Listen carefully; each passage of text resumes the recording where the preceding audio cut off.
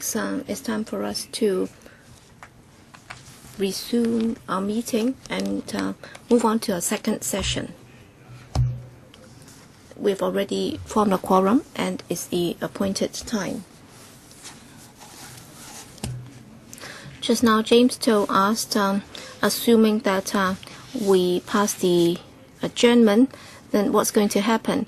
In fact, if both are adjourned, then of course the administration can decide to present the items before us again. But then, of course, it's for them to choose the time. And if they choose to do it next Wednesday or next Friday, they can always come back again next Wednesday or Friday. Then, of course, they will not be able to meet the 6 working days notice requirement. And they will have to get the chairman to grant a waiver for them to be exempted from the 6 days notice, and then they will be able to come back to the FC again. Next, Leung Yu Chung. Thank you, Chairman. Chairman, I am speaking in support of Mr. James Tian's motion, but then in doing so, I'd like to make it clear that what I do not want to see is for the administration to come back with the 3 landfill expansion plan within the near term, because my stance is clear. I am against the extension of the 3 landfills. There are several reasons. Number one, I think in the election campaign, the chief executive made it very clear. He said that we should start with reduction at source. So we should reduce waste first in order to ease the burden on the landfills, so we do not have to go for landfilling, or we do not have to incinerate our waste. But if we support the proposal for the extension of the landfills, then in fact we are actually helping him so that he do not have to honor his words. That's why I am not able to support it, because as a candidate for an election, if you make certain promises and if you do not honor your word, then there is no way that we should support it.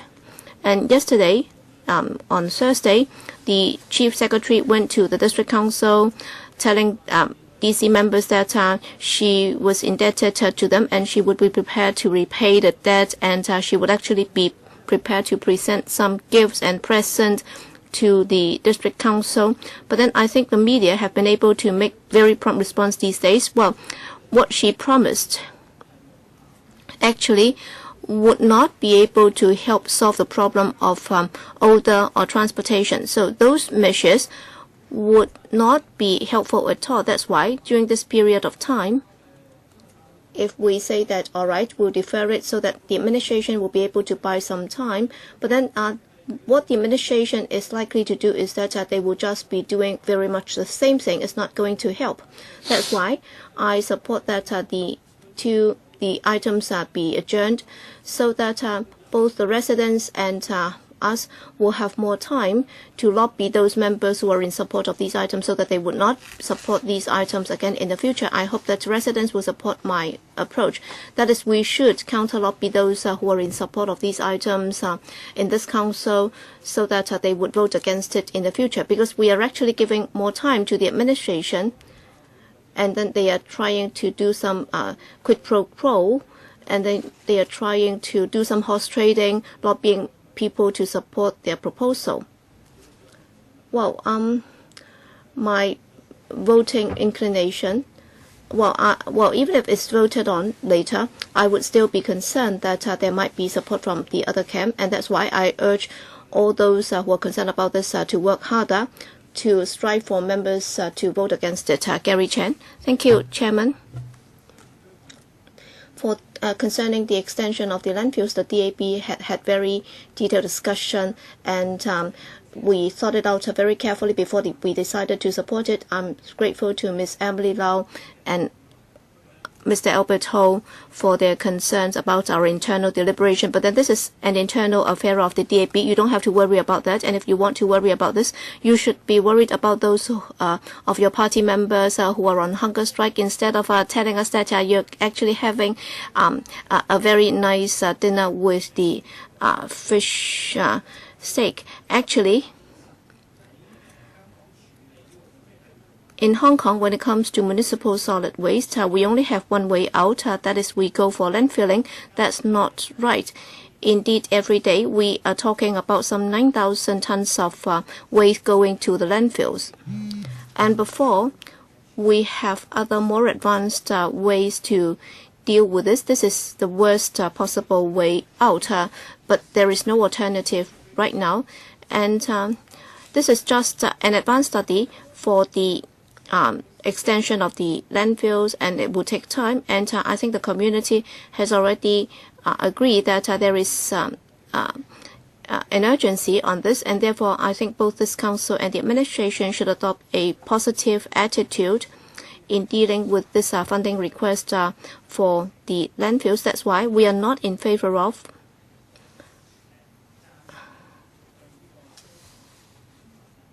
the adjournment motion, or motion to adjourn the items proposed by Mr. James Tian. That's why we will vote against it later. Next, Lam Tai Fai. Thank you, Chairman. I understand that many from the political sector think that the Liberal Party is a marginal member of the pro-establishment camp, and James Tian has jumped the queue by asking for this adjournment instead of the DP. I think that would also help solve a cul-de-sac or a gridlock. I think the administration would rather owe a debt to the Liberal Party. That's why it shows that James Tian is really very wise. But then I think the sorry saga that we are in shows that if the administration is wise enough by withdrawing it, so that there would be more communication with the stakeholders. That's what Mr. Lau Wong Fat told me. And if they can present it again later, they would stand a higher chance of getting it passed. But then asking them to withdraw it right now on their own volition, they might think that they would lose face, and therefore they couldn't put up with it. That's why I think James Tian would share the credit if he is able to get it through. But then even if it's successful, if it's successful, then we'll be able to solve a crisis, because we won't have any further filibustering. I think Mr.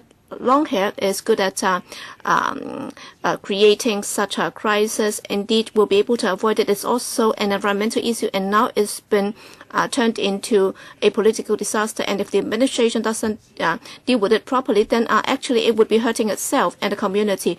Both the community and the administration would not be able to handle it. In fact, there are some members of the community who are already going on hunger strike. They're actually hurting themselves in order to hurt others. So I think it's not everybody is as lucky as Raymond Chen, who had fainted, but then he managed to survive. But then if there should be any casualties, then that would be too much for this community to take. And therefore, James Tian is helping everybody by moving this motion. In fact, Tuen Mun residents have been suffering because they are at odds with the entire community, because if they are not prepared to sacrifice, then people are saying that will be besieged by waste. But then Tuen Mun is not supposed to be responsible for the entire city. I'm not trying to criticize Wong Kim Seng again for a lousy job done, because I don't want to embarrass him. But then I think the fact that we are in this situation, I think Tuen Mun residents have been put at loggerheads with the rest of the community, and in fact political parties have also been placed in a very difficult position. They find it difficult to support or to go against the administration. I think moving this adjournment motion is a wise choice, and also being an independent, I don't really care, because I'm not standing in the election of anti-West. I think we will have to take care of the overall interest of the community. I hope that you would take the advice of James Tian, so that during the summer holiday you'll be able to do a better job. I think you will have to lobby Lau Wong Fat. You should take his advice, and then you can come back again in October. I think things will be a lot smoother. That's why I support Mr. James Tian's motion. Next, Michael Tian. Thank you, Chairman. Well, all along, my stance has not changed at all. I've always thought that in terms of waste management in Hong Kong, other than reduction at source, we also have to work on the incinerators, and for the landfills, if they are not expanded, then actually we are cheating ourselves. So I think we have to adopt the three-pronged approach, but then in doing so, we have to bundle them up, and we will have to do all three. well, we should not just say that whoever shouts louder, he'll be able to get off the hook. I've already warned the government that if the one shouting loudest will be able to get away with it, then others will follow suit. That's very clear, because by 2:30 or 3 o'clock, well, there were so many people out there doing very much the same thing. And today, I suspect that the administration would not be able to have enough votes to get it passed. So, I hope the meeting can continue, and then we can give the government about half a year to try to cope with the requests of the political parties, and then they can come back and show their sincerity and come back with the bundle. And right now, there are over 500 amendments, 1 minute per amendment, then 10 or 8 hours will have to be spent, and we can't deal with the other items of agenda. So we do not adjourn the debate. Then we still end up with no resolution of any item of the agenda, and the civil servants will suffer to no point at all. So overall, although I am confident that the item cannot pass today, I still think that the termination is a more rational approach. I support that. Next, Mr. Lee Cheuk-yan. Now, thank you, thank you, Chairman. The Labour Party supports the adjournment. The government should withdraw the document. That's the most rational approach. It's not for us to propose the termination of debate. You should withdraw it. Now, only yesterday did you go to the district council in Tuen Mun. The chief secretary went there and discussed it with them, and you want to pass the item today. Now, you are leaving all the work till too late. The Tuen Mun residents should be heard long ago. Now, you said that you had consultations, but some of the government consultations are false. Now, you are getting a little bit more sincere now because you want to get something from this council. Also, we are dissatisfied that only recently did you work on the proposal by the Labour Party that there would be $2 billion to reduce waste and for recycling. Now, you said that you would form a fund. Now, all this should be done long ago. You should have embarked on the reduction at source and on the recycling. You haven't responded to the residents, and you haven't done the work on the recycling and reduction at source. So the better way is for you to withdraw the paper, and then when everything is done, you can come back. Now, yesterday the CE said that he adopts a kingly approach, a royal approach. Now, I think that's a robberly approach. Now, you should withdraw the document, and you say you have heard the Tuen Mun residents, and then you ask for more time. You say you have heard the voices about recycling and reduction at source, and then you feel confident to come to us again. I would call that a kingly approach. Now, Mr. Wong Kam Seng, you might want to take the kingly approach, but your superiors may not allow it. The proper way is to withdraw the document. And the Labour Party wants to deal with the waste management issue properly. We are willing to give you time. Mr. Lee, your time is up. Mr. Chen Chi-chun. I agree with Mr. Lee Chuk-yan that the government should take the initiative to withdraw the document. So that's the reason why I left the hospital yesterday. I was discharged yesterday and I came back to vote today. Now, you withdraw the Chen Kwan-o proposal. Now, you may or may not have enough votes for Tim Moon. You say you can have it pass on Taku Ling. Now,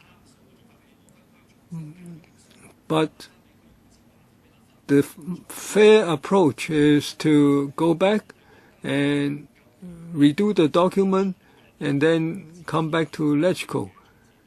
So I support Mr. James Tan's motion. Mr. Allen Leong.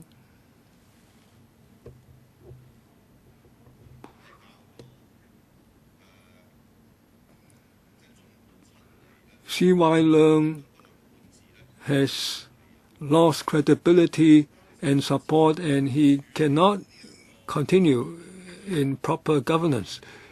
Now, he has handled the landfill issue poorly. The Civic Party all along asked that you should come to conclusions on reduction at source, how to have a solid recycling industry, and then you can adopt the latest technology for incineration to deal with the remaining waste before you utilize the landfills. But he didn't do that. And today, he didn't have the backbone or the guts to recognize or admit that he didn't do a proper job and that he needs some time to come back with a proper roadmap that is objective. Now, a responsible government should have the courage to admit that it didn't do well enough, so it would withdraw the document and redo it to a proper standard and then come back. This is the wish of the Hong Kong people. Mr. C.Y. Leung is unable to do that. Now, some members are now proposing a termination of the termination for adjournment motion, and that's what Mr. C.Y. Leung is relying on. Now, he wants to be to have a winning approach, and yet he wants to protect himself.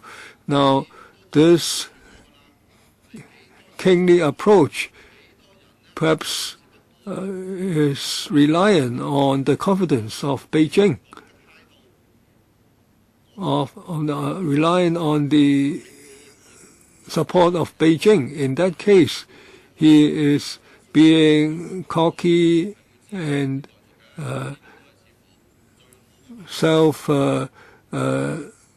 overly self-confident. Mr. Leung Kwok-hong, you have raised your hand. Is it that you wish to speak? I didn't speak before. Okay, 3 minutes. Now, the secretary is caught in the middle. No matter how poor the performance of the previous administration, you must adopt the new approach when the new administration comes on. You have tried to lobby me. I have told you. You have a blueprint. You should come up with a roadmap to realize the blueprint. Now, you say you have one. I didn't believe you, and I asked about financial or political commitment. You say you will provide them, but you haven't. You say civil servants don't lie. Now, the CE and his subordinates are trying to lobby us. Now, people tell you this won't work, and you tell us it doesn't work. You say you will have a blueprint for what happens after 10 years. Will people buy the buildings? You are in construction. Now, I propose filibuster just in case. Now, some people adopt all kinds of tactics when it comes to voting. They say they go to toilet and so on. Now,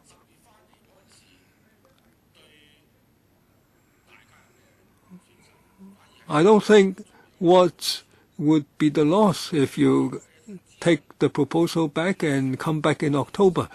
You should do the consultation and get the commitment from your superiors. The DAB is really shameless. Now, people oppose it and you support it. You say you have given it thorough thought. Why didn't you claim that you would support landfills when you were trying to win seats in LegCo?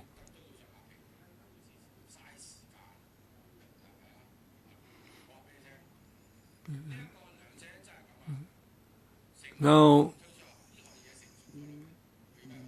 Mr. C.Y. Leung says that the item is now ripe for being proposed. Now, it's actually rotten. Shame on him, Mr. Albert Chen. Now, basically, people's power think that the policy is convoluted and it's a waste of resources. In Taiwan and South Korea, the landfills take up only 1% of the waste handling.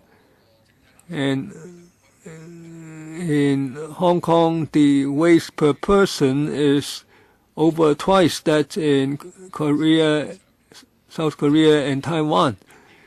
And the government still doesn't change its policy. The environment continues to be damaged and the public funds are still being wasted and the environment is being damaged too. Now, yesterday when C.Y. Leung responded to a question, he again told lies and tried to mislead the public. When he talked about the funding, he said that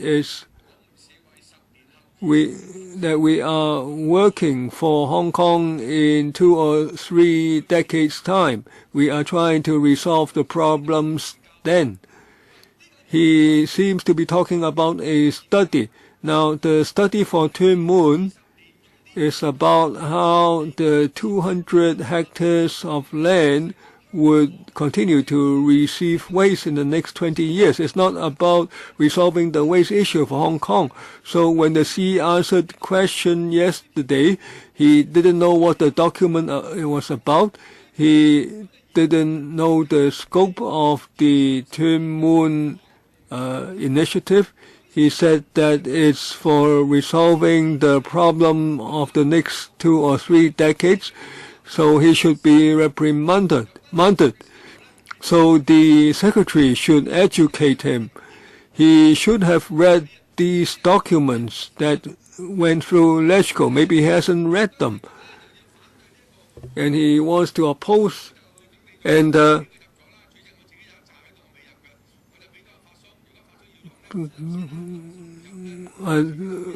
I have my own questions in addition to those by Mr. Leung Kwok Hong. It looks like Mr. James Tan's motion will likely be passed today.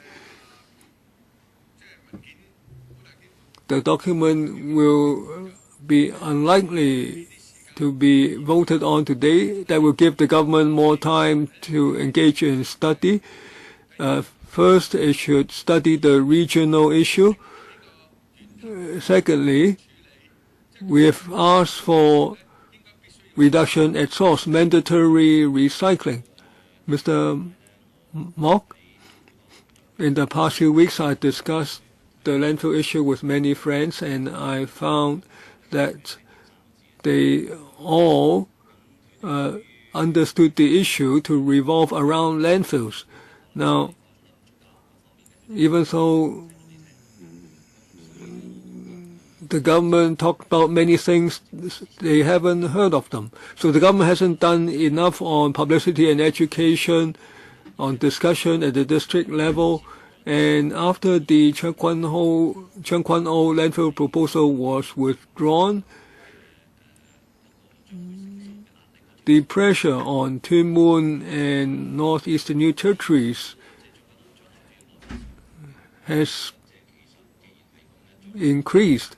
Now, if the situation persists, I think it would be better if all three sites be discussed in the future. So those concerned should do the proper preparation during the summer. So I support the termination for adjournment, and Mr. Albert Chan and Leung Kwok Hong have prepared many of these filibuster motions. Hopefully we don't have to go through those.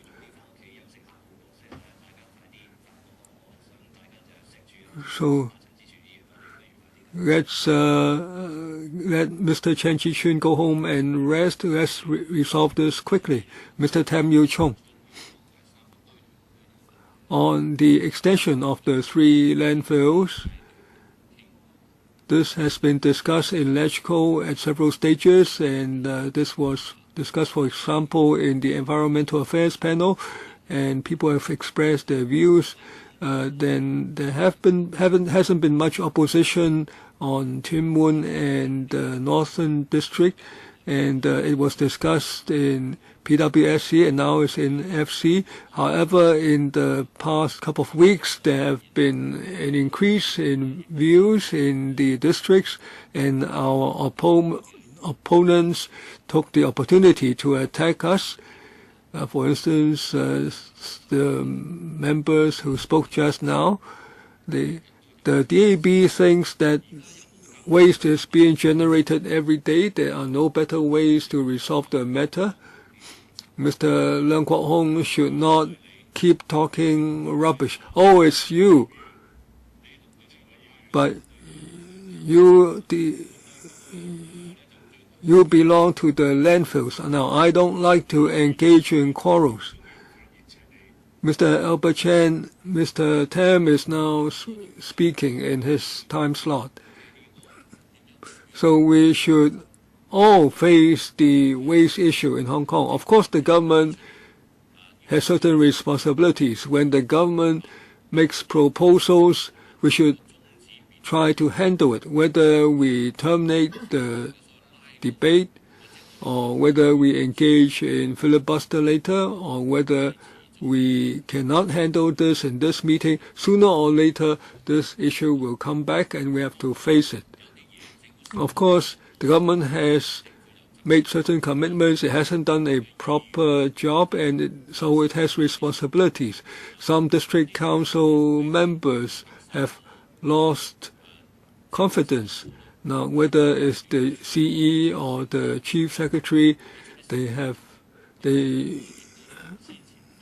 made commitments, and when I spoke previously, I made clear that the government should not just get the money and do whatever it wants. Now, I said that people will seriously deal with the proposal For instance, the one in Tuen Mun, the landfill in Tuen Mun.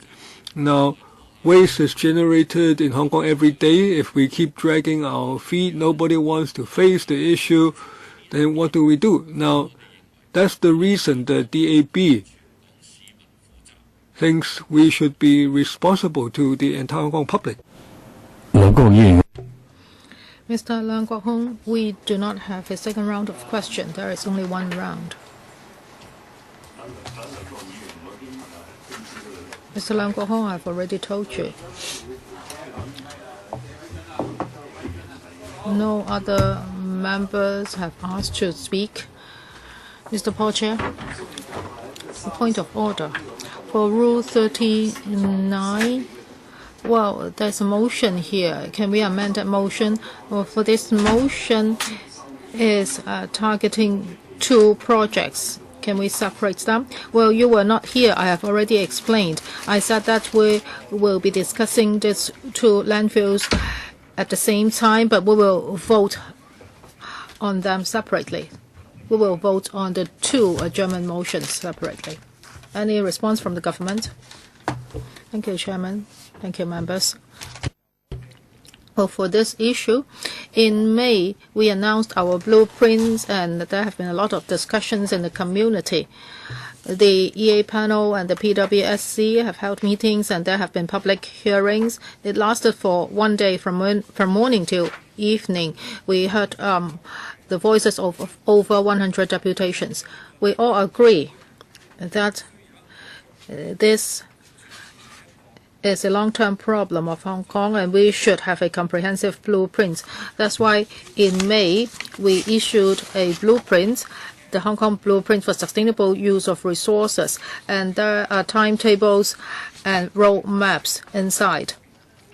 We'll be doing more for the recycling industry, and the CS will be heading a task force, and we will be making more efforts to help the recycling industry. I would like to talk about several areas. First, as Mr. Michael Tan said just now, for the expansion of landfills, well, there is a need to do that. If anyone says there is no need to expand the landfills, that is really not practical. We need landfill capacity. We have 6 years left, and then the landfills will be exhausted. So this is urgent. So that's why we have to extend the landfills at an appropriate time. We have to be responsible for the hygiene of the whole of Hong Kong. Of course, if we have time, we can do these one by one. However, we have to look at the objective situations. For extending landfills, there is indeed a need, and experts have also said that. We understand that residents of the relevant districts may have different views, and we need more in-depth discussions. However, from a scientific and objective point of view, we need landfills. I understand that the community is very concerned about this. When there are opportunities, there are also crises. Well, Hong Kong is a consumer society, and each person generates more waste than people in other countries. We have talked to the Sustainable Development Committee, or Mr. Bernard Chan has that. We hope that we can finalize the details concerning waste charge as soon as possible. We have seen the Taiwanese and South Korean examples. This has been very effective. In the coming 2 months, a detailed public engagement document would be launched, and we will have a public consultation, and then we hope that we can adopt this most efficient method. And food waste is also an important issue. 40% of our landfill waste is food waste, and we have launched a safe food campaign, we are all very concerned about food waste. If you look at our blueprints, we will be using both hardwares and softwares to take care of 40% of our food waste in the coming few years. And Taiwan has dealt with 50% of its food waste through these hardwares and softwares. So for our blueprints, we have concrete resources allocations, timetables, and roadmaps. We understand that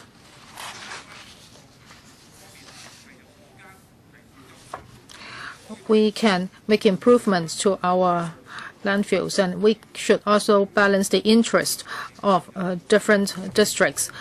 Maybe we should make compensations to the relevant districts. Now, we can have more in-depth discussions in these areas, but I would like to highlight 2 points. First of all, Dr. Fernando Chang talked about the water sample. And according to our colleagues' records, on the 8th of July, we already submitted a relevant paper to the relevant panel of the LASCO. So I would like to clarify this point. We have promised you to do that, and we have already done that. So I definitely have to clarify this point. And secondly, about Tuen Mun landfill, the CS and the CE have already said that the funding is for investigation and consultancy fees and the consultants' fees. And also for Mr. Albert Ho's question, you talked about the liaison group. It started operating in 2009. It held its last meeting at the end of last December. So this committee has been operating, but it mainly follows up on slush treatment, and it has no direct relation to landfill extension. So we have a blueprint, but it takes time to do all the work. We have talked to the Democratic Party. We need, well, all these work take time, and we have to allocate our resources, and we have to admit this, that is, landfill extension is a must, and it is urgent. So we have to balance all the interests, and then we have to make a decision. We understand that there are a lot of controversies, and the community is very concerned. We are trying our best to address such concerns. Mr. James Tan, now is your time to speak, and after Mr. Tan speaks, we will wrap up the discussion of this item. Now,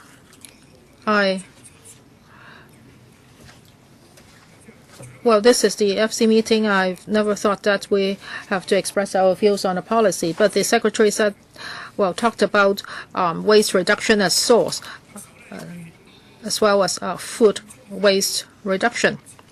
But how about construction waste? How can we reduce that? We have so many constructions going on, so where will the waste go? You always ask people to reduce waste at source. So what can we do? How about incinerators? You're saying that you want to extend the landfills, and at the same time you hope the public can reduce waste. Well, many members have talked about incinerators. They have seen some very good examples overseas. So when will Hong Kong start building its own incinerator? Then first of all, we will do waste reduction at source, and then we will burn the waste, and afterwards we will send the waste to landfills. So if we allow you to extend the landfills, then you will not come up with long-term solutions, because the problem has already been resolved by landfills. So I think we need to discuss this in details in the EA panel. It seems that most members will support my motion today, and I would like to thank them.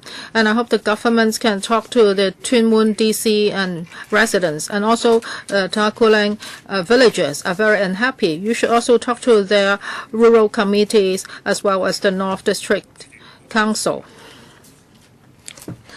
So, Chairman, I hereby move the adjournment motion.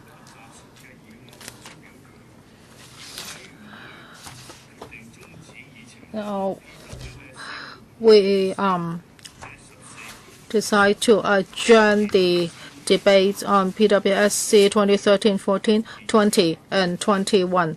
That is the debate on the extension of Nant's landfill and Wen's landfill.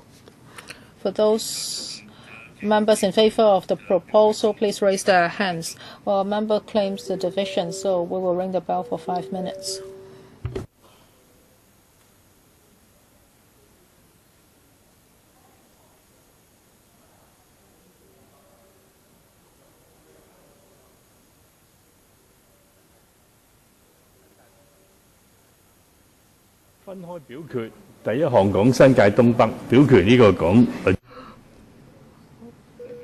First, we will vote on the Nant's landfill, and then it will be followed by the Wen's landfill.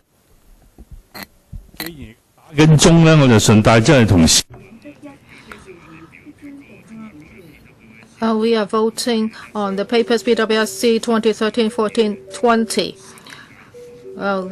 This is about the Nant's landfill extension, and we are voting on the adjournment motion. And next, we will vote on the Wen's landfill extension.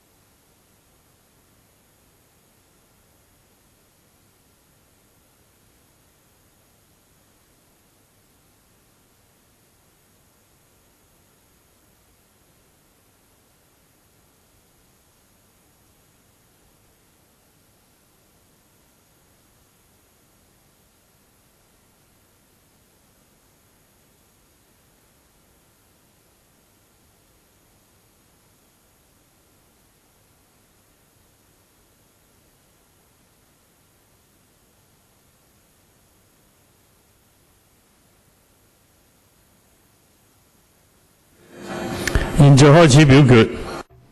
Let us start voting now.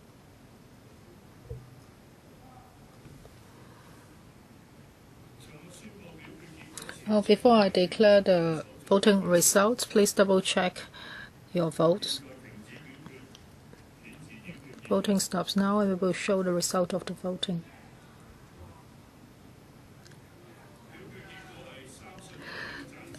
"31 members are in favor of the motion, 29 objects, and 2 abstains.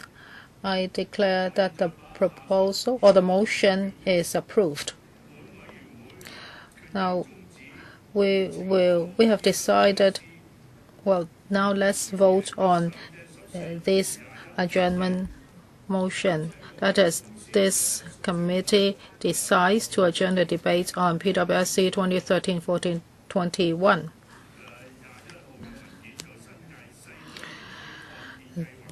That is concerning the consultants' fee and investigation of Wentz landfill extension. A member claims a division. Now let's ring the bell for 5 minutes again.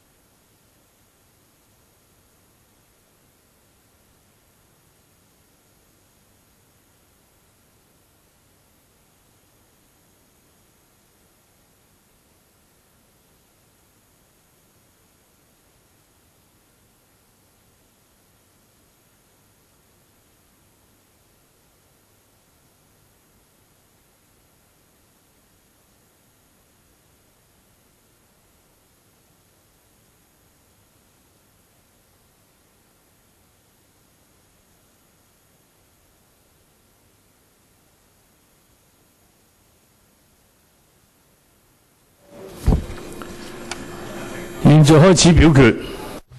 Voting begins. Before I display the results, please check your votes. Voting is closed and the results are displayed.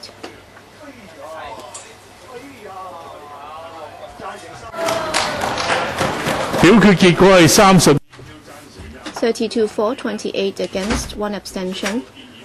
I declare the motion passed.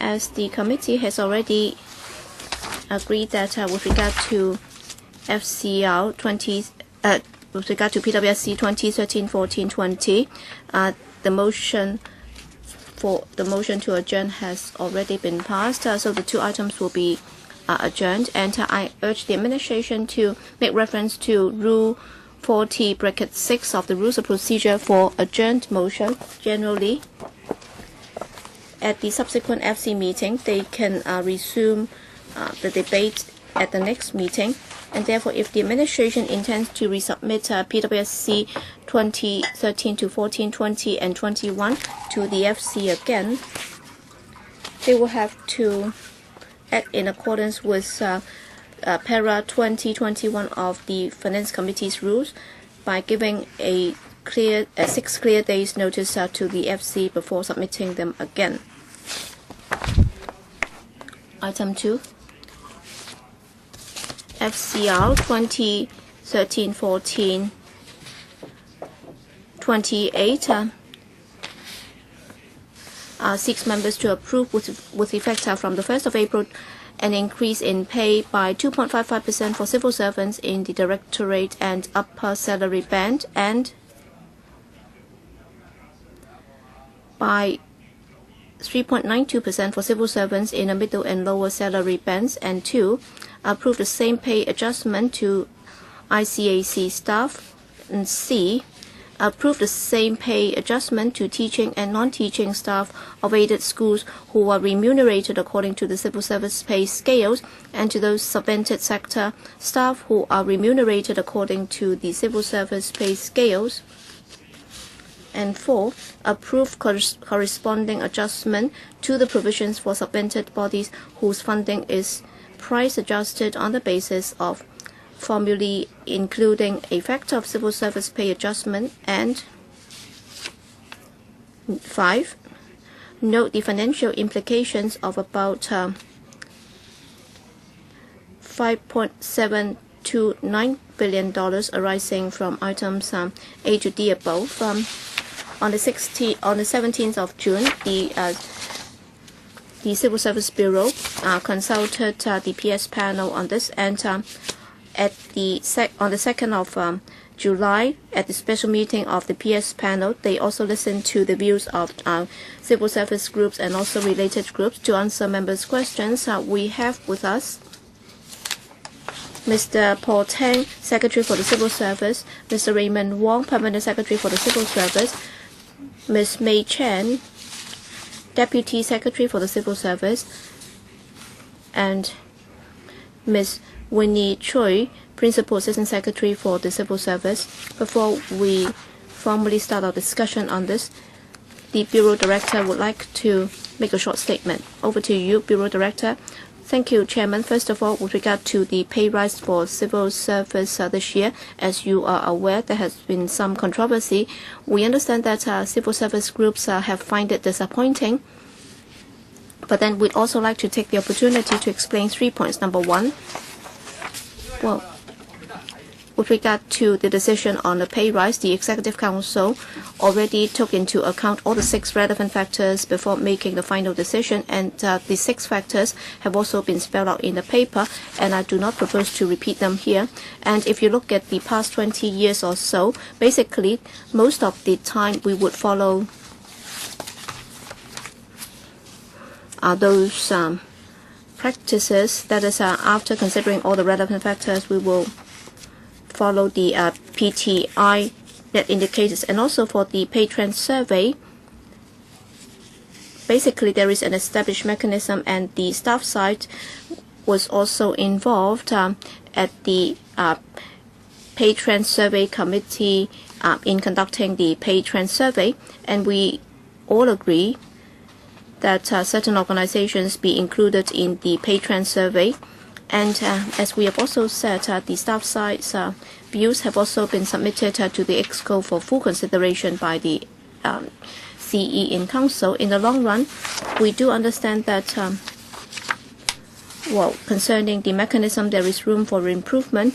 And as usual, every year after the completion of the Pay Trend Survey in May, we would conduct a review so that we'll see whether certain modifications can be made to the way it's conducted. And in light of your concern, we have already advanced the review. And as far as I understand it, the Secretariat of the Pay Trend Survey Committee has already written to all members to invite them to give their views on the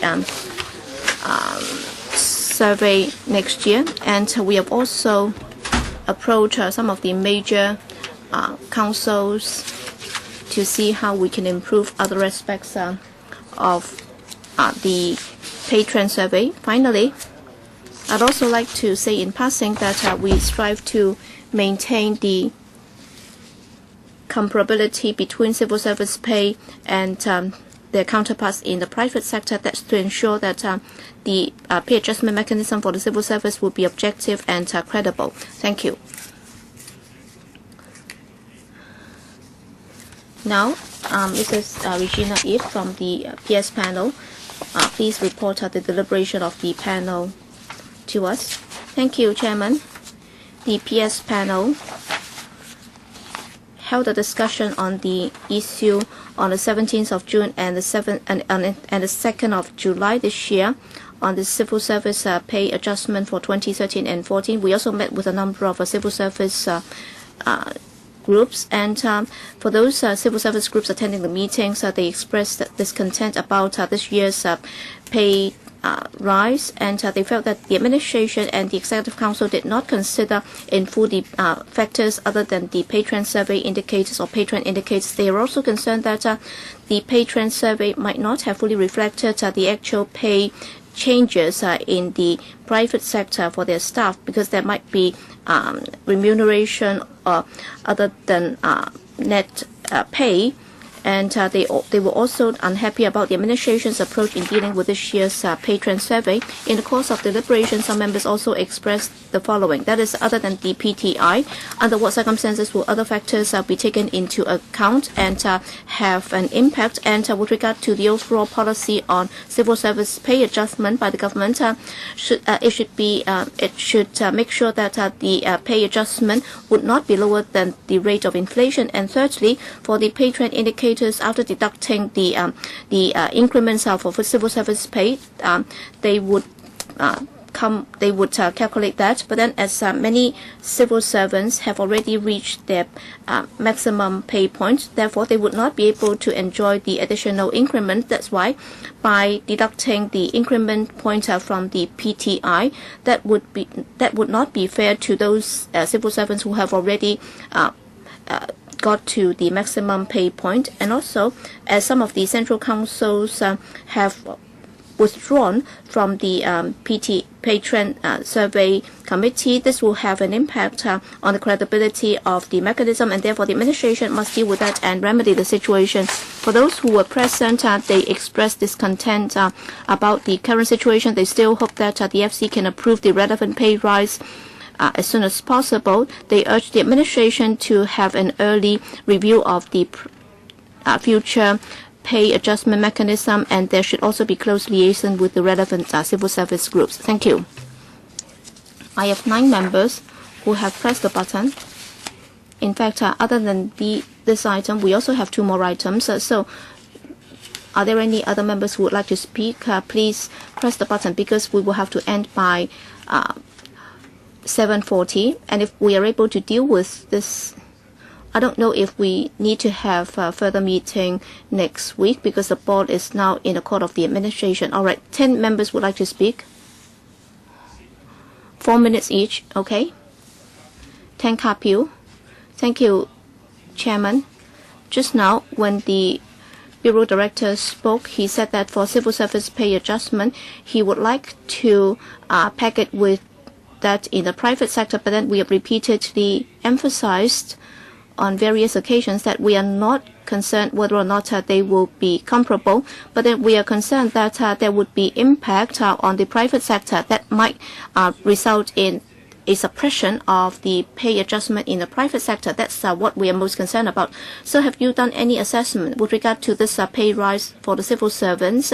Will that also affect the pay adjustment in the private sector? Have you done any assessment? That's number one. And number two, by this stage, I think in the past we have had many discussions. You have also announced the figures. In fact, some 60% of the civil servants have already reached their maximum pay points, and therefore they would not be able to enjoy the incremental pay rise, and therefore your mechanism has assumed that that there would be a deduction of slightly more than 1% from the PTI. So when you reform the system, are you going to reform this as well in order to respond to their call? And also civil service pay rise would also affect other subvented bodies. Well, for the hospital authority, the situation might be somewhat better, but then for the 100 plus welfare agencies or subvented bodies, they've already said that well, actually, civil service pay adjustment would be totally depacked from their pay adjustment. So how are you able to ensure that for those working for welfare agencies, they'll be able to receive comparable pay rise? Well, at least there should be some guarantee that they would be able to get a pay rise. All right, Bureau Director, thank you for the question. First of all, on the broad comparability or comparability with the private sector, we are not saying that we should be 100% comparable. As regards the labor market, of course, the government is the biggest employer, and of course, we are only hiring slightly more than 100,000 civil servants, and the labor force in the private sector would be a lot larger in size, and therefore, even if there might be some impact, it's not as significant as you might have thought. And basically, we have the pay trend survey is to look at what happened in the past, and therefore, we are not leading the market. We are actually looking at what happened in the past year as to the adjustment in the private sector. And also, just taking the past 2 years as an example, our indicators gave people the impression that we are awarding a pay rise somewhat higher than that in the private sector, and therefore there is no evidence to show that with the PTI set at such a level, then the private market would also follow suit. And also on the incremental point. All right, I think we will have to go by this principle. The reason why we have deducted that from the proposed pay rise, that's because other than their basic salary, for the other bonus pay, that would also be included. And to be fair, given the fact that this is a fair and credible and open system, and therefore, with regard to cash remuneration, we will also have to deduct that, so that we'll be able to compare apple with apple. That would be fair. And that's why, under the circumstances for the incremental pay, we would be deducting that from the pay trend indicator. So it's not about the individual circumstances. The most important thing is to ensure that the formula for both would be balanced. As regards the SWD situation, as we are aware, basically for the terms and conditions of service, they've already been delinked from the administration, and as the paper has already explained, well, we will be giving this in the form of lump sum grant. I understand that the SWD would also be increasing the NGO's lump sum grant, so that they will be asked to spend that amount of money on their staff. Lee Cheuk-yen, the Labour Party will be abstaining from this vote because we cannot support a situation whereby there is a so-called pay rise, and yet in the end, both civil servants and subvented bodies staff will receive a negative pay rise in reality or in real terms. In fact, they would not be able to catch up with inflation. It's not just about civil servants and also the 300,000 people working for subvented bodies. In fact, all the workers will be affected, because this is an interactive situation, because if civil servants are not able to catch up with inflation, then when these employees of private institutions ask for a pay rise, then their bosses will tell them that, well, even civil servants are not able to get a pay rise that is able to catch up with inflation, then it's very straightforward. All right, the fact that on this occasion civil servants are not able to have a pay rise comparable or being able to catch up with inflation, then it means that all the other salary people will also not be able to enjoy the same level of pay rise. They will not be able to catch up with inflation, and I think the administration is taking the lead in suppressing the pay for workers. And of course, the administration has always said that, all right, we have the pay trend survey, we also have the pay trend indicators, and we also have a basket of factors that we take into account, including inflation, staff morale, and our financial position, and so on. And you have no way to tell what they have in mind after considering all these, and in the end they just follow the PTI. And of course the Bureau Director said that they would not be doing so every year, but then I think at least the very least that you can do is that for all the pay adjustment, it should not be lower than the rate of inflation. I think that is the minimum responsibility of any employer. Well, being the biggest employer in Hong Kong, if you're not willing to do even that, then how can you tell other employers that, well, sometimes you would try to sound benevolent, and you would say that you would like to share the fruit of success with your employees, and our economy is growing, and therefore employees should have the right to enjoy the fruit of success. And yet, even for the government, as an employer, you're actually suppressing the pay for civil servants, and as a result, they have not been able to share in the fruit of success. And they are not even able to cope with the pressure of inflation. I think that is really a very bad precedent, and the implications would also be very bad. I urge the Bureau Director to change the mechanism so that there should be this element that the pay adjustment should not be lower than the rate of inflation. Only then you would be doing justice to your employees and also to the working class in Hong Kong, because at least we hope that the pay adjustment should not be lower than the rate of inflation. And civil servants have been criticizing that, all right, when these groups come to talk to us, they've been telling us that the government's consultation is a fake one. And I think the entire administration should respect the bargaining position of the civil service trade unions, and there should also be collective bargaining, or else you would just do a fake consultation, and then the Executive Council will make a decision, and then civil servants and the groups will not have any say at all. Bureau Director. Thank you, Chairman. I'm grateful to Mr. Lee for his comments, but then I have 2 points to make.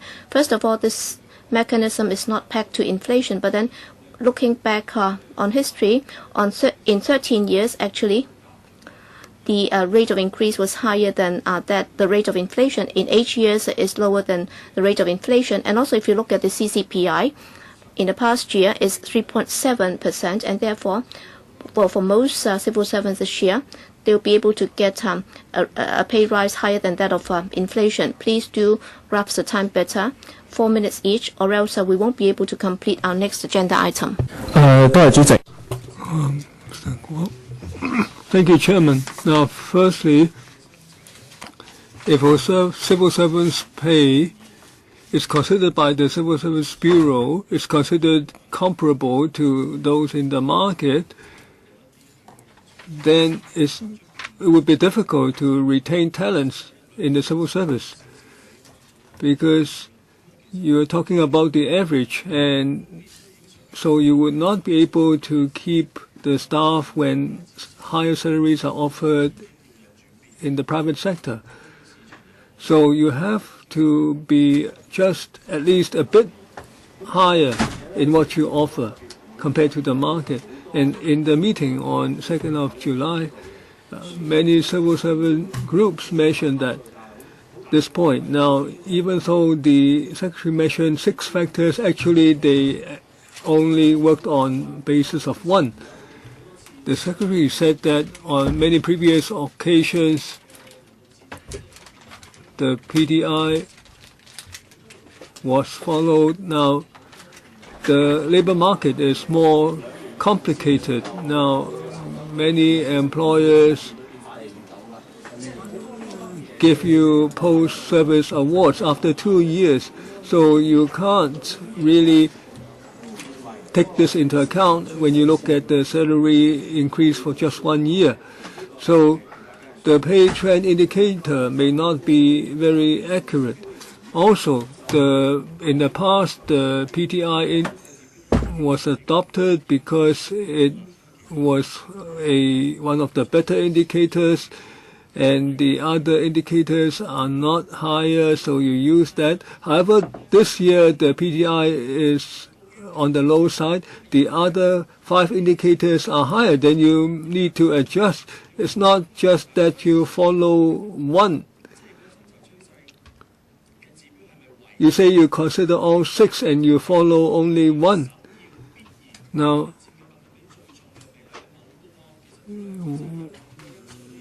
actually, it's written that all 6 factors should be considered, not that one of them should be paramount.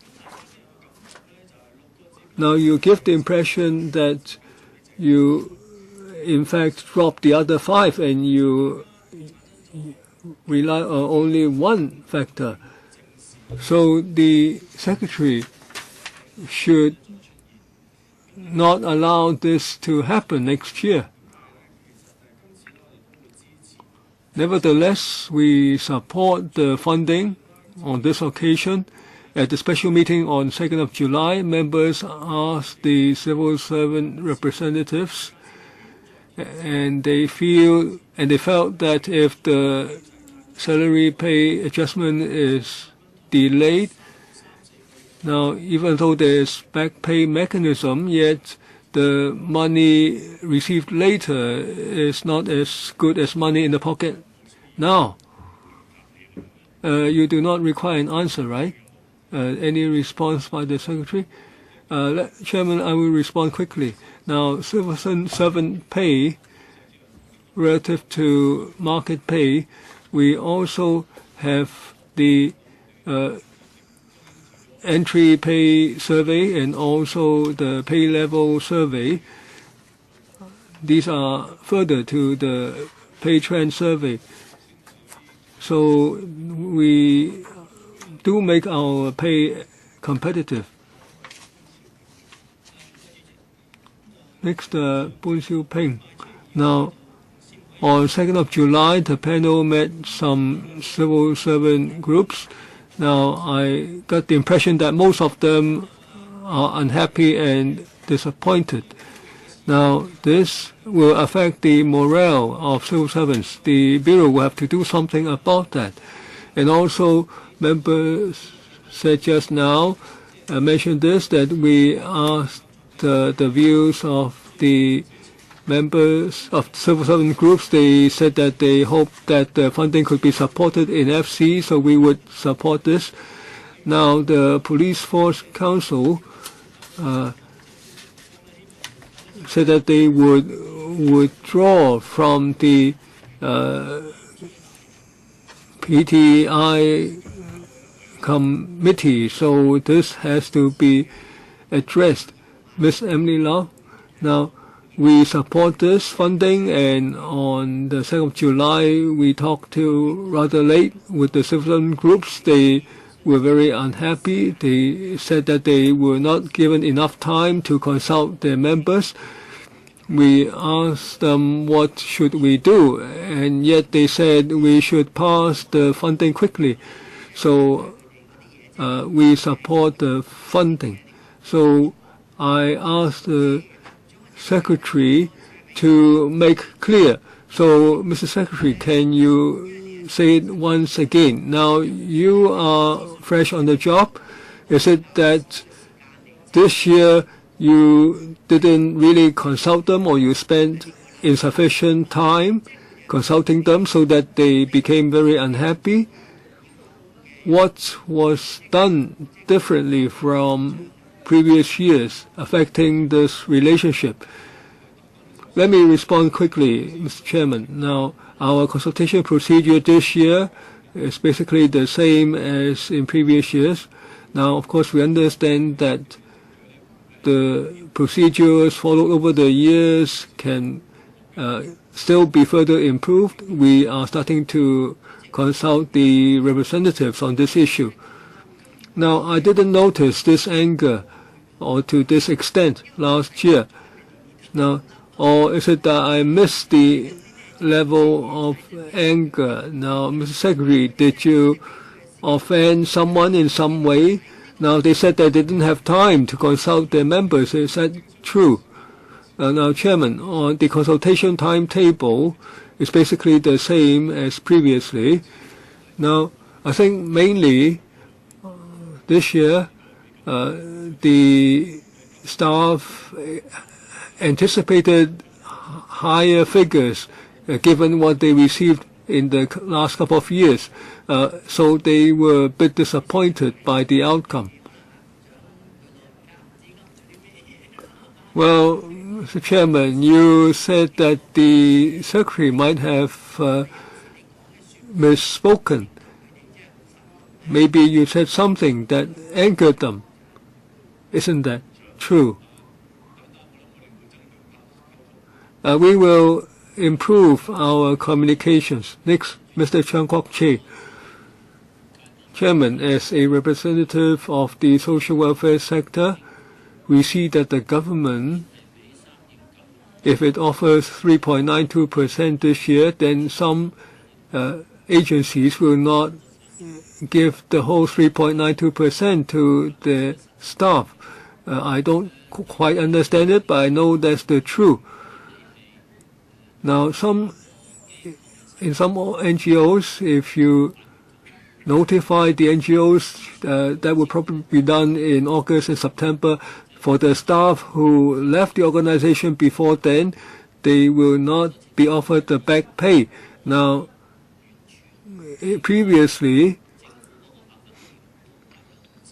there would be back pay based on the government's salary pay adjustment. Now, given the block grant system, now I think, which I think you understand because you were previously Director of Social Welfare. Now, of course, you would urge the NGOs to give the whole of the 3.92% and offer back pay. However, after the new system is introduced, the NGOs have full discretion, and some of them do not offer the full 3.92%. So in case they don't offer that, or they don't offer the back pay to staff who left, now then you should ask that the sum of money involved be returned to the government. In that case, it's more fair because the money did not end up in the pocket of the NGOs. Now, so can the Secretary notify the NGOs that if they don't offer the full amount, then the difference has to be returned to the government? Now, firstly, it's the SWB and the SWD who work with the NGOs. Now, after the pay increase is introduced, the money is given to the agencies and they decide what to do with the funds, and they are now working on the best practice guidelines, and that would cover what happens after pay is increased. Now, as I understand it, the money should be used for pay adjustment, and this would benefit the subvented staff, but we should offer flexibility to the agencies. Now, the Bureau offers the money through the SWD. You can insert a condition. Now you have the front responsibility at the forefront. Now, if you impose this condition, then the government should get back the difference. Now, as I know, the SWD would remind the NGOs that the sum should wholly be spent on the salary pay or on the pay adjustments. Now, it was mentioned, Mr. Leung Chi-Cheung, it was mentioned in the panel that there was a strong reaction from the civil servants, and I believe the Secretary is well aware of that and understands that. Now, on the 6 factors, now there appears to be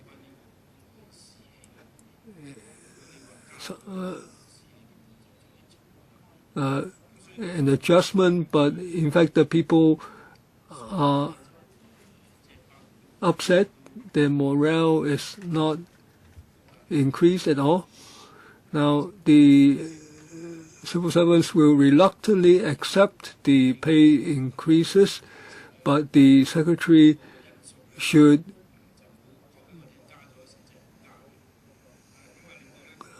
offer bona fide increases next year.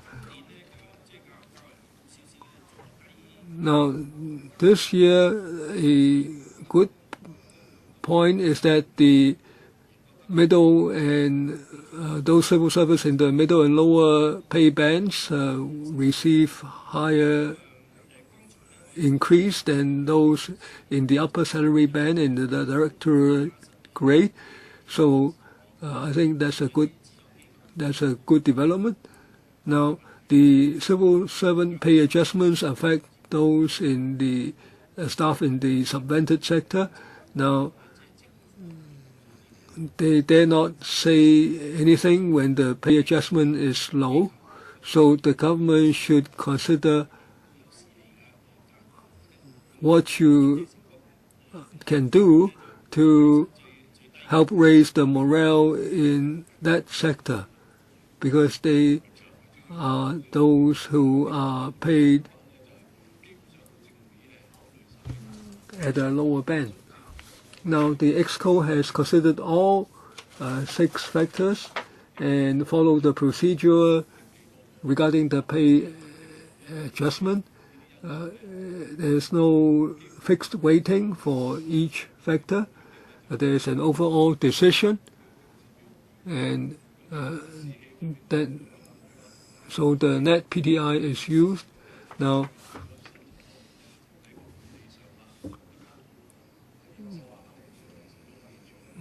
I think there can be more can be done on communications and management.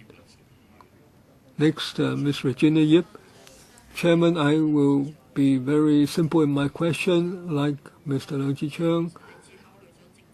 Now, you only consider the net PTI, and will you be less tight-fisted next year? Will you consider the morale? Will you propose that to the administration? Now, if the economy continues to do well, if there continues to be a good fiscal situation, will you be more generous? Now, basically, there are 2 points. Our mechanism is that we will deal with each year separately. We will not pay more or less just because of what was offered in the last couple of years before that. Now, we are beginning our review for the pay adjustment mechanism for the coming year. We take into account all 6 factors every year. Mrs. Regina Yip, I'm very disappointed, but there's no point for me to ask. Mr. Wong Kwok Heng. Now, Chairman, this civil service pay adjustment is already something that's already determined. But it's disappointing to those concerned. It's not a pleasant experience. So the administration and senior government officials should learn from the experience and try to improve, and not be complacent just because the funding is passed. The important thing is that you should make improvements so that the unpleasant outcome can be avoided in the future. So I have several proposals. I hope that the Secretary can respond. Firstly, I think the Civil Service Bureau in future should meet with the staff side and the relevant councils as quickly as possible to discuss the factors to be considered for pay adjustment, the factors for computation.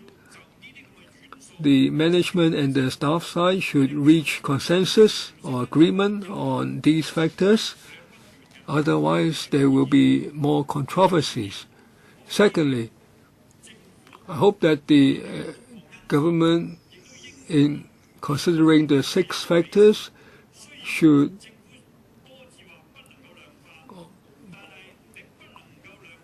make use of weightings. Now, you say that you can't quantify the factors. You should nevertheless refrain from being fuzzy on the relative weighting. Thirdly, the government should consider the civil servants who have reached maximum pay points. There should perhaps be an additional increment or additional pay point for them. Otherwise, you cannot raise the morale of these civil servants who are 60% of the total. There's one further element. The government should keep an eye on inflation. Now, the government says that the adjustment this time is comparable or higher than inflation. And you said that you haven't considered inflation in the past decade or more. Now, perhaps you should allow the administration some time to answer your questions. Now, firstly, as I said, we've already begun the review for 2014, and we have been talking to the staff side on how we can improve things. Now, on the increment, we are considering the matter. Now, if you deduct the increment, you have to make it comparable to the pay adjustments in the private sector. Now, on inflation, I explained earlier already, is now we all along consider inflation, but if we give a fixed weighting, then the flexibility would be lost, and there are many factors that are hard to quantify. Now, on the rules of computation, there should be consensus. Mr. Tam Yu Chung, I would like to express some opinions. Just now, Mr. Leung Chi-Cheng has also mentioned some. For the civil service pay adjustment, well, the result this time is a far cry from the civil servants' expectation. So that's why there have been complaints. But the DAB attaches importance to the mechanism. So after this adjustment, maybe the government should talk more to the civil servants' organizations about the future mechanism. Maybe certain factors should be adjusted. Because for Hong Kong's manpower markets, I think there are a lot of factors to be considered. So you should talk to them again. Some organizations are threatening to pull out. I think that is regrettable. So maybe you should discuss more with them about the mechanism, and the mechanism should change in accordance with the times. The DAB supports this paper. Secretary, I don't have much response. I agree with Mr. Tam. We will follow up on this. Mr. Ip Kin Yuen, Chairman. As a representative of the education sector, well, I would like to say that, well, for schools, we have aided schools and private schools and public schools. So our staff are directly related to this pay adjustment. We have held a number of meetings and we are disappointed in the pay increase because the government's revenue has increased. However, for this pay adjustment, it hasn't even caught up with the inflation. And for the mechanism, there are 6 factors. But the most important factor is now the net PTI. We have talked about this many times, but we cannot change the government's mind. So when we look forward, I think we should not repeat the same mistake. Otherwise, the civil service morale will be affected, and also the morale of the public sector will be affected. So I hope the government will take this seriously. When the government has adequate revenue, the civil service pay adjustments should not be lower than the inflation rate. So in terms of policy, there should be a revision. Now maybe this should be decided by the Executive Council, and the Secretary may not give us an answer today. But I hope the Secretary can relay this message to the senior management of the government.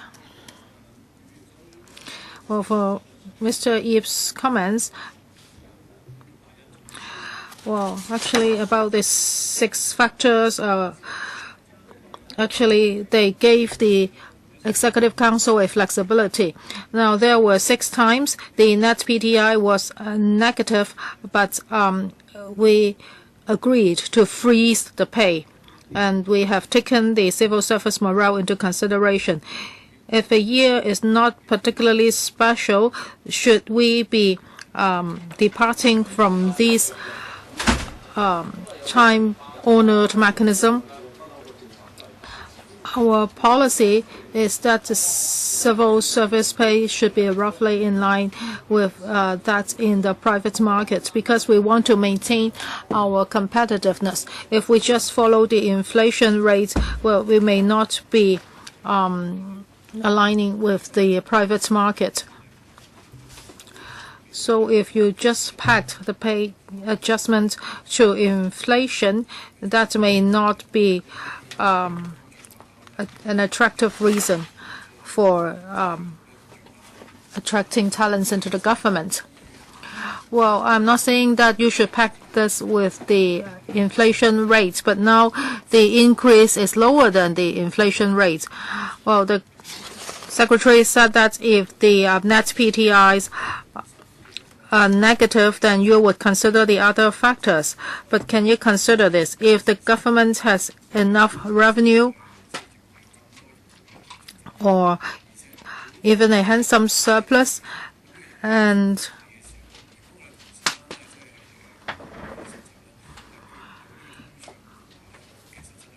at the same time, if the civil service pay adjustment is lower than the inflation rates, then that would really deal a blow at the civil service morale.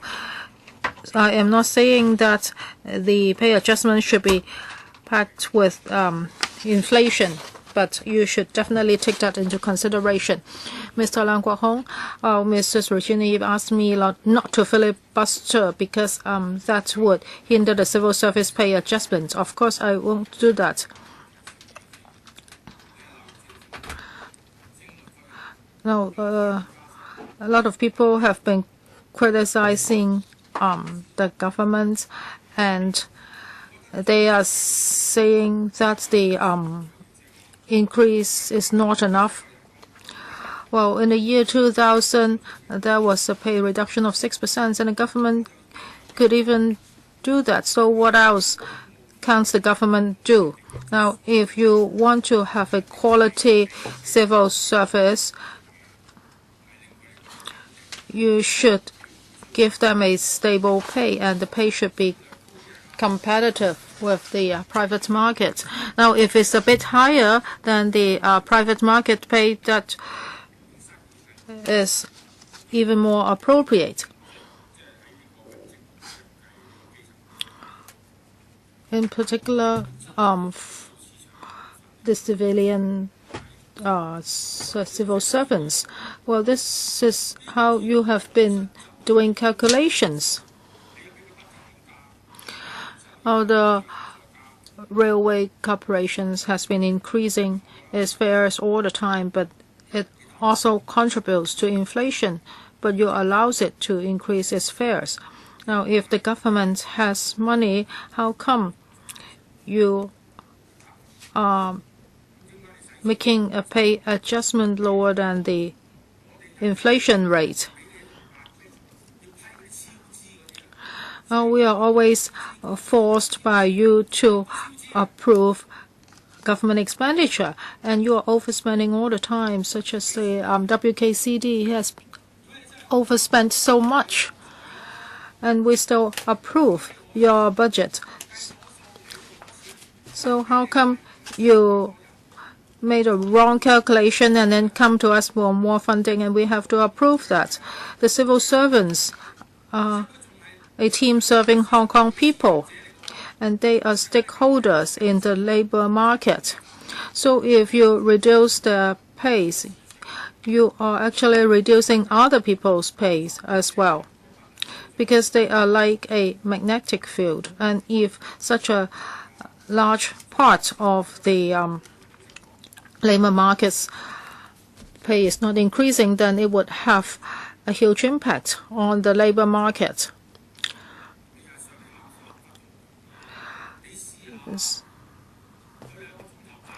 Now, if you go on strike for 2 hours, what will the government's reaction be?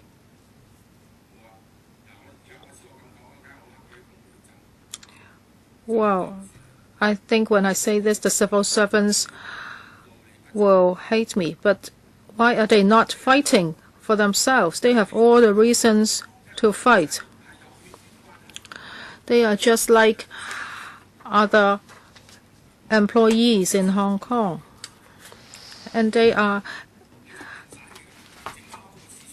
very important stakeholders in the labor market.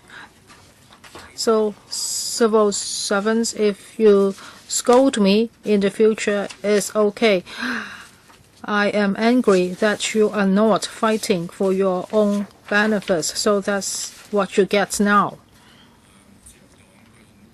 Mr. Chung Kwok-man, the Liberal Party supports the proposed civil service pay adjustment, although it is different from the civil servants' expectation. I think there is room for adjustments, but you can decide next year.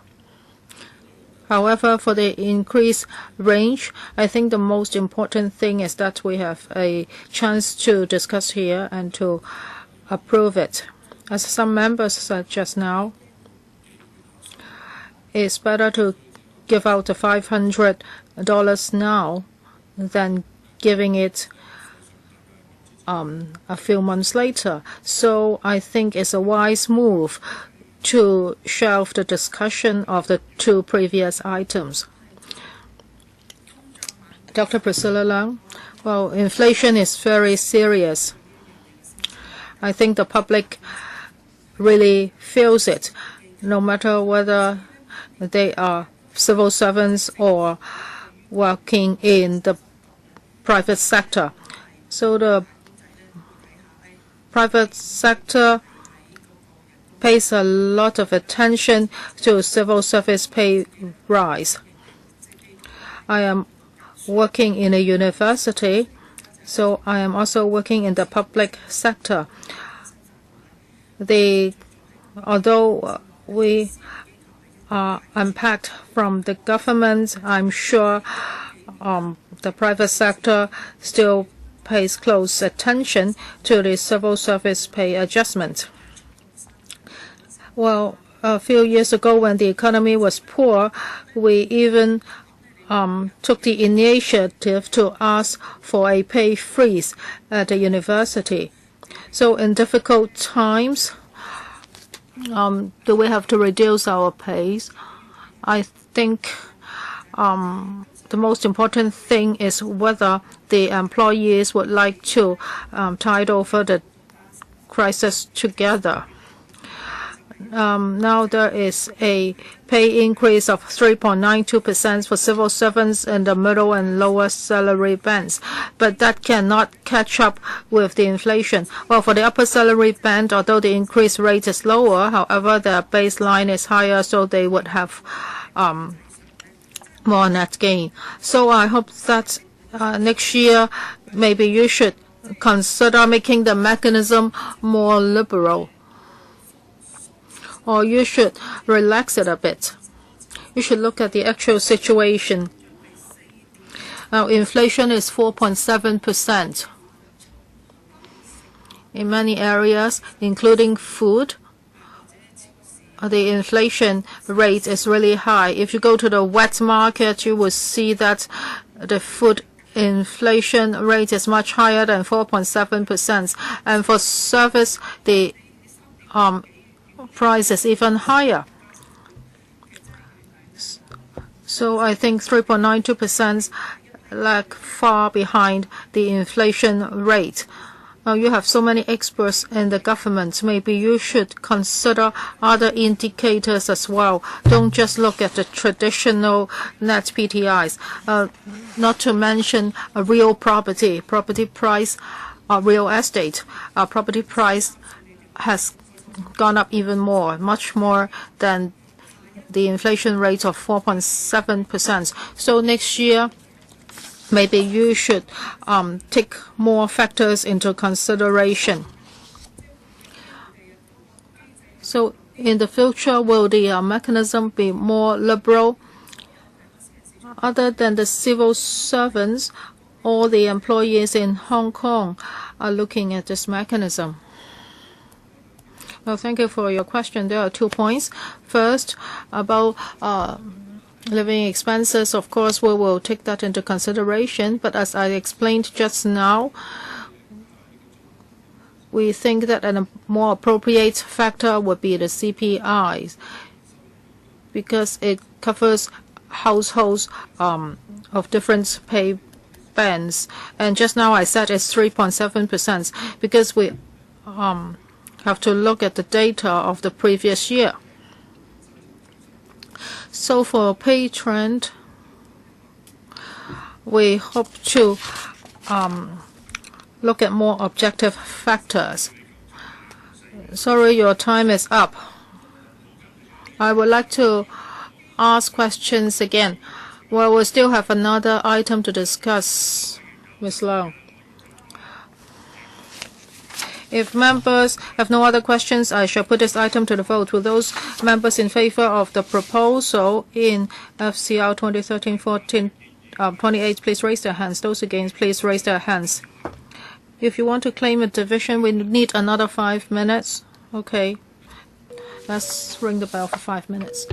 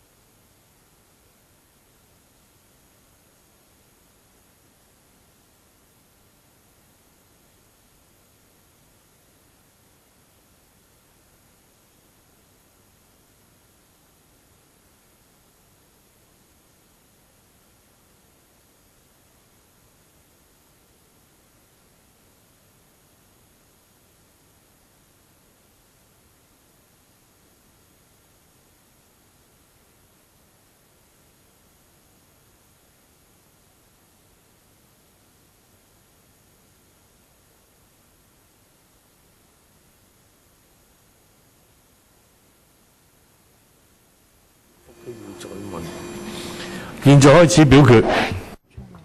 Let's put it to the vote. Before I display the result, please check your votes. Voting is closed and the results are displayed.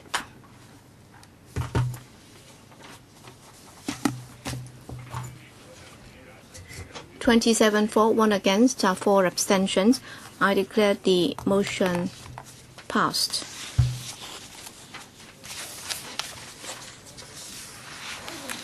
Item 3.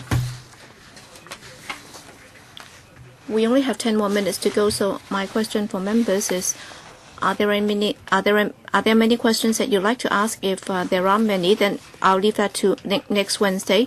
Because when I ask if you have many questions, then if you don't indicate, then if 10 members raise their hands afterwards, then what am I supposed to do? Item FCR 2013-14-29. This item seeks, this is Head 156, Government Secretary, Education Bureau. It seeks a new commitment of $20 million for injection into the Hong Kong Self-Government Scholarship Fund and a new commitment of $20 million for injection into the Self-Financing Post-Secondary Education Fund. The Education Panel was consulted on the 10th of June. With us today, Mr. Kevin Young, Undersecretary for Education, Mr. Pak Bin Yong, Principal Assistant Secretary for Education. All right, and Mr. Lam Tai Fai, Chairman of the panel, please report on the deliberation of the panel. Thank you, Chairman. On the 10th of June 2013, the Education Panel discussed the funding proposal with regard to the administration's proposal to inject $20 million respectively into the Hong Kong Self-Government Scholarship Fund and the Self-Financing Post-Secondary Education Fund. They have no objection to that. But then with regard to those post-secondary students with special education needs, there should be more support to their learning, and the support should be more comprehensive. For example, appropriate teacher training should be offered to those tertiary institutions. The administration's response is that the purpose of the injection is to award those outstanding students with special educational needs, and it's not supposed to resolve all the problems encountered by these students. In fact, in the 2013-14 budget, there is already a proposal to offer $12 million to the VTC so that it would be able to procure all the learning equipment and facilities to aid students with special educational needs, and there should also be more support for teaching and learning. With regard to the proposed scholarship level, it's been set at $10,000. As for the reason for this, the administration explained that they had already made reference to the current government scholarship fund and also the Self-Financing Post-Secondary Education Fund's current level, and the panel supports the administration's submission or tabling of the paper before this committee. Well, 3 members have pressed the button. Mr. Leung Kwok Hong, would you like to speak? Because often at time you would wait till the very last minute before you press the button. Does any other member wish to speak? I'll have to estimate the time. All right. 3 members, 4 minutes each. Ms. Helena Wong. Thank you, Chairman. We understand the intention to get the funding because we'd like to reward those students with special educational needs. But then we believe that there is a misplacement of resources because these are students with special educational needs, and they have had a very hard time before they get enrolled into the universities. I think the resources should have been placed in primary or in basic education so that they can get more support. We have met with them on many occasions, and they said that they do not have sufficient teachers to support them, and as a result they have not been able to get proper integrated education. I hope that more resources can be put into supporting primary and secondary schools so that there can be integrated education for those students with special education needs. Well, I support this motion, but then I also have a question. That is on point 4 and 7 in the paper. Who would be eligible to apply? And you say that for local and non-local students, post-secondary students, they will be eligible for this. So I'd like to know, how come these are valuable resources? How come non-local post-secondary students would also be eligible? And the second point, for graduate students with special education needs, will they also be eligible? Bureau Director, please be brief.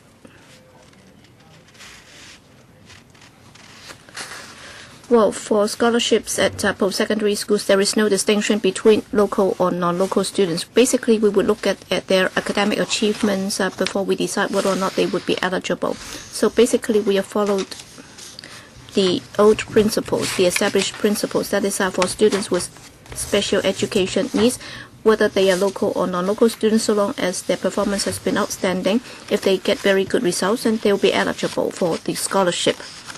With regard to graduate students,